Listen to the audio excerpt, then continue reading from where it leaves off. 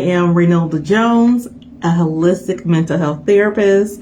I am the founder and therapist at A Solution B, a holistic mental health private practice where I work with professional women, leaders, and entrepreneurs to help them reduce stress, reclaim their energy, and lead sustainably.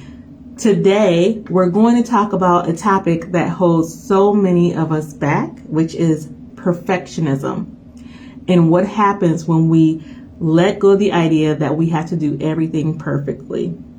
I hope you have something to drink next to you to stay hydrated, something to write down some notes, and then you can always comment. And just to let you know, in addition to the problems I'm having today with Facebook, sometimes I did not see the comments live. So after the video is posted, I will be reviewing the comments and responding at the best that I can. So if you've been here before, or you're following my page, you're a subscriber to my YouTube channel, or you're part of the wellness community group that I have, I really thank you for supporting in that way. And also thank you for showing up for yourself. And if you are new, welcome. If you find this information beneficial, you can offer stars. Stars help support, keep this content free and available to everyone in the community worldwide. And for those who are seeking therapy with me, I am licensed in the states of Michigan, New Jersey, and Vermont, so I can provide therapy there, but I have tools for people who are outside of those states too. So let's get started. Let me know where you are watching from as I pull the rest of my notes up. Where are you watching from? I'm in Grand Rapids, Michigan, USA. And where are you?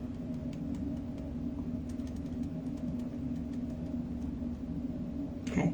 Well, if you've ever felt like you're racing against time, or that you're worried that you're missing your window, or that if you make a mistake, it will cost you, you are not alone. Today, I'm sharing practical ways to break free from perfectionism while protecting your energy, protecting your sleep, and your well-being overall. You see, perfectionism often comes from high expectations that we place on ourselves, especially when we're leading a team, leading our family, running a business, or carving out our place as a professional woman. We worry about making the right decisions, about being the first to succeed in our families or in our community or in our circle, or about how mistakes might reflect on us. I met this woman once, and she was a leader in her community, and she told me that she felt that she had to do everything perfectly all the time. And it left her exhausted. It left her feeling anxious and second guessing every single decision that she made. And that is what I would call a classic recipe for burnout. Now, if you can relate to this particular woman leader who felt she had to be perfect all the time, put the word yes in the comments. Type the word yes in the comments if you can relate to her. Plus, you sharing that you've experienced this helps to let others know that they are not alone. And I meet women like this all the time, feeling that perfectionism is something that they have to strive for. Many women leaders I work with feel a pressure that if they don't act perfectly, or if they don't act fast enough, they'll miss their window in life. And maybe it's fear around age, because that's quite common. Society's telling us all the time what we're capable of depending on our age, what our value is depending on our age. It could also be because we have a particular career that focuses on age and career advancement, or the timing of launching a business or a program in the company that you work for. This fear, though, it fuels perfectionism. It makes us freeze. It makes us stay stuck instead of acting. And honestly, opportunities often appear in multiple times, in multiple ways. We're missing them. And perfectionism is one of the reasons why we might miss the obvious opportunities that are out there. And the other part is that perfectionism is not a gateway to success. It doesn't make you successful. What makes you successful are the things that matter, like consistency, strategy, and also self-care. Because if you're exhausted, we're doing things that aren't sustainable, right? So I have 3 tips today, actionable steps that you can take today that you can take home with you. And I'm so glad you are here because I need you to write this down for whatever is necessary for you. Now, tip number 1 way to break free from perfectionism is to reclaim your energy. And you can simply do this by daily rituals that can make a huge difference. Here are some examples. I'm going to read this a couple times because I want you to really take in what these small rituals could be, or small habits could be, and which ones work for you now or which ones you need to incorporate. So here's some small sustainable habits. Morning grounding routine. A morning grounding routine. Another one could be mindful breaks during the day. Mindful breaks during the day. Setting clear boundaries. Setting clear boundaries. Reflection or journaling. Reflection or journaling. Evening wind down. Evening wind downs. I'll repeat that one more time. Here are some small habits that you can either include or might need to start. A morning grounding routine. A mindful break during the day. Setting clear boundaries. Reflection or journaling. Evening wind down. Thank you, Enid. So Enid is saying the morning grounding routine. Is that something you want to start, or that's something that you've been doing? Tina, there's no way for me to join. Tina, you're watching the video. You can always comment. You can respond. Thank you for joining, both of you. Thank you. Setting clear boundaries. Okay. And these could be very small. For instance, a clear boundary in the morning could simply be, when I wake up, the first thing I will do is brush my teeth. Or the first thing I will do is make a breakfast, right? It doesn't have to be something drastic. It can be something very, very small. Okay, so when we prioritize our energy first, we reduce the urgency to be perfect every task, because we're operating from a place of calm and we're not operating from a place of panic or exhaustion. So that's important to state, because we need sustainable energy. And to do that, we do need spaces of calm in our life. All right. So another powerful tool is self-compassion, right? Mistakes aren't failures. They're opportunities for growth.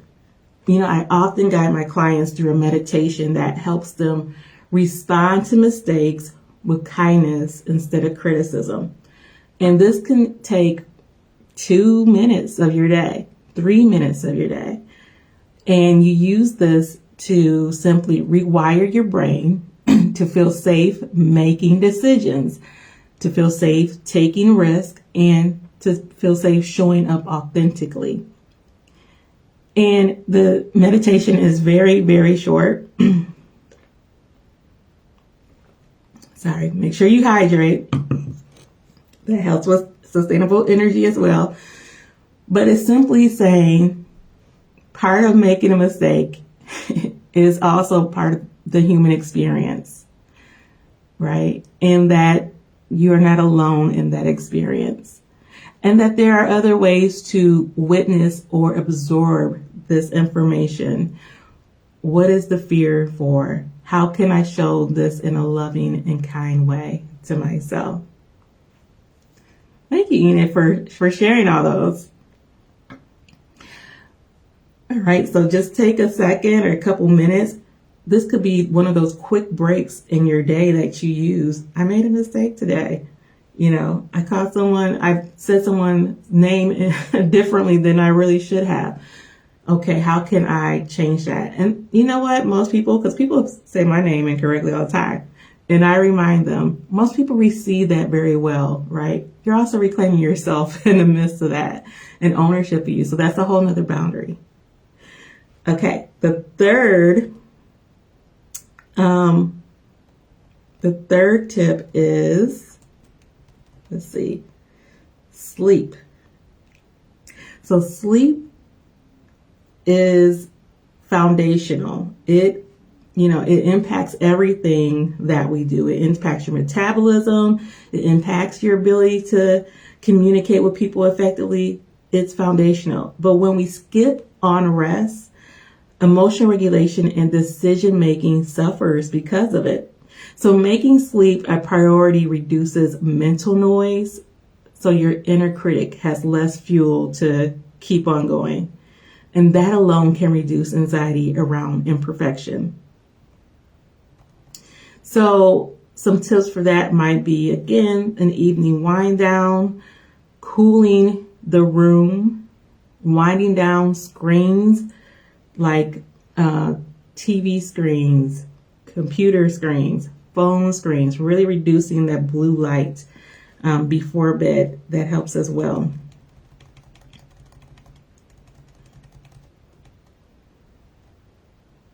So let me share just a short story. One of the people that I know as a CEO came to me overwhelmed by perfectionism and the fear of making the wrong move.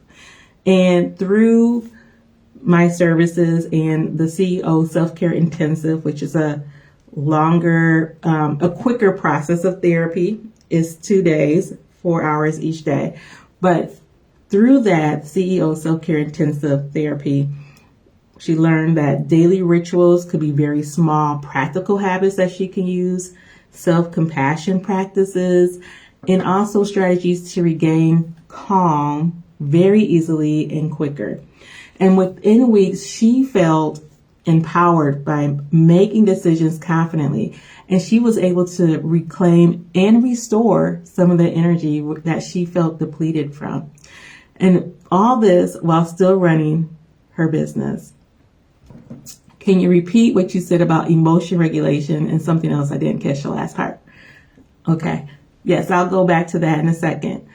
And she was able to complete this all while still running her business because she didn't have to take off weekly sessions for therapy. So we just spent like a whole day doing different things to help build habits and really recognize how her body is feeling and how to be restored.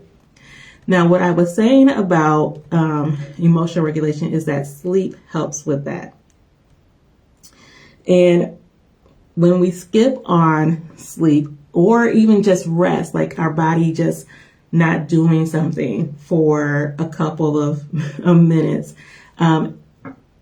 it impacts our ability to emotionally regulate.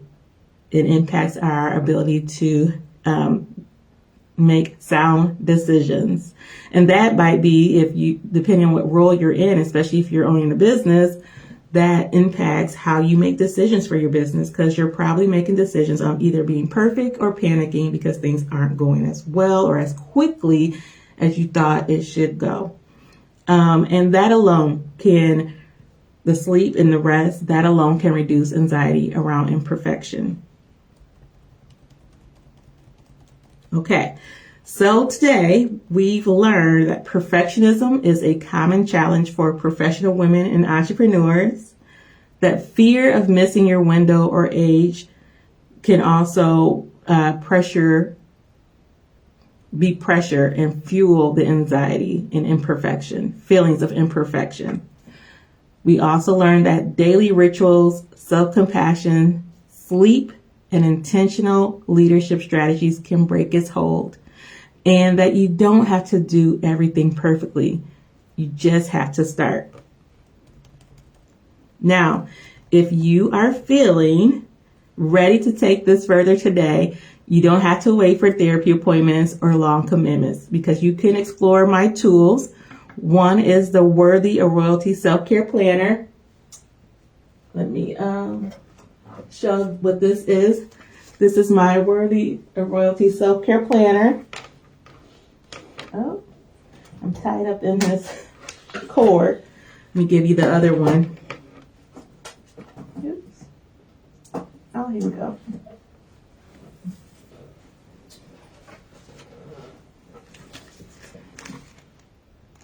This is one. Now these are the same inside. It's just the cover and the binding is different. But this is a 10-week guided planner designed to help busy women build self-care habits without feeling pressured. And it's perfect for leaders and entrepreneurs who want structure around emotional wellness, energy, and balance. Now, these tools are great whether you're in Michigan, New Jersey, or Vermont, or even if you're outside of those states, or you're not ready for therapy. Now, just a reminder, I'm licensed in the states in Michigan, New Jersey, Vermont, but these planners are available to anyone. You don't have to be in those particular states. I get people all the time, California, Wisconsin, purchasing these books. And what's inside these, let me just go over them one more time.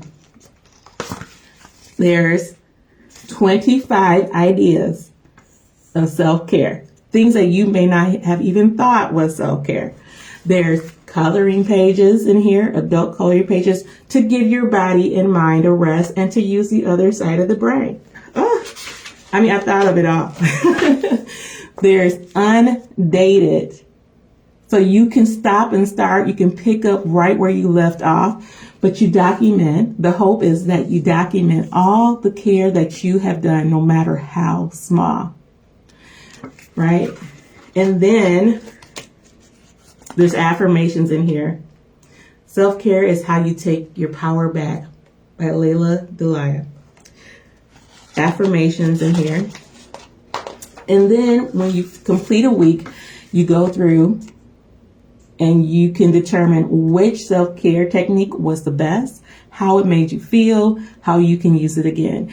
And here's the thing. Every tool that I have made for women who are busy is really to take the guesswork out, think the least amount as possible, because you do think a lot if you are a professional woman, you have a family, if you got goals and dreams, right? You have to think a lot. And that's one of the things that I try to do, is eliminate all the thinking by giving you the tools. Simply do, and then work for you. Now I'm going to also tell you that I have something coming out that's even easier than this at the end of April. So you got to make sure you show up to my lives, because I will be announcing that tool as well. And you'll be able to use it. You don't even have to look for it, because you're going to always have access to it. That's right. Okay. Well, now, if you're truly ready for personalized support, let's talk about a brief consultation in my CEO Self-Care Therapy Intensive. I offer brief consultations now. They will be limited, but they're short. They're focused sessions where we look at where you are right now and what support might benefit you most. Now, these are perfect if you're feeling stuck in perfectionism or fear around your next step and want clarity and direction. And for the women who are ready for deeper transformation, my CEO Therapy Intensive is a personalized 2-day immersive experience designed specifically for high-achieving women feeling overwhelmed, exhausted, or near burnout. And you'll come away with a tailored plan for resilience, stress relief, and sustainable self-care. Because perfectionism doesn't appear when you decide to be ready. It fades when you act right away. With support, So if you're interested in that, make sure that to message me that you want a brief consultation. Now, consultations are 15 minutes. They are free. And because of that, I am a businesswoman, right? They are very, very limited because for the past 8 years with my business, and it has been successful, I have not done consultations. I just meet people. I'm giving them for now. So get them while you can is what I'm saying, because I will not always have access in that way. And that's my boundary, right? Okay, so thank you all for showing up today. And remember, perfectionism is a signal. It is not a requirement. You don't need to do things perfectly to deserve calm, clarity, and balance. You just have to show up with intention and the right support. And if this resonated with you, take one small step today, whether it's downloading or purchasing the planner, practicing self-compassion, or scheduling a consultation, because you deserve to lead with confidence without fear or anxiety. And I will see you next time, because I have a live coming up. I think it's April 5th. About what topic? Struggling with rest and how to break free from that. I will see you. Take care. Thank you, Enid.